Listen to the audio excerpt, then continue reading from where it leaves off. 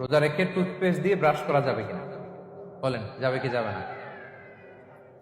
যাবে, কে কে হাত তুলুন তো দেখি।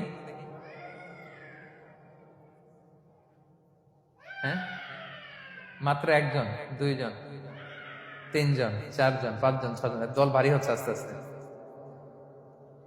হ্যাঁ, টুথপেস্ট দিয়ে ব্রাশ করা যাবে কি যাবে না? হুম, যাবে মাত্র পাঁচজন, আর যাবে না কয়জন দেখি?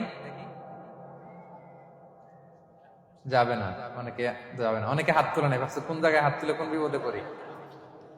চুপচাপ দেখি যে কোনটা জিতে। যাবে না? যাবে না, দল ভারী না? যাবে, এই সুন্দর বলছে, যাবে, কিন্তু না করাই ভালো। হ্যাঁ, যাবে। টুথপেস্ট দিয়ে ব্রাশ করলে রোজা ভাঙে না, তবে যদি খুব স্ট্রং টুথপেস্ট হয় এগুলো ব্যবহার না করা ভালো। দিনের বেলায় মেসওয়াক করা ভালো। হ্যাঁ, মেসওয়াক করলে ওইটা সবচেয়ে সেফ। তবে যদি আপনি টুথপেস্ট দিয়ে ব্রাশ করেন আপনার রোজা ভাঙবে না ইনশাল্লাহ। কেউ কেউ মাকরু বলেছেন, কিন্তু আপনার রোজা ভাঙবে না।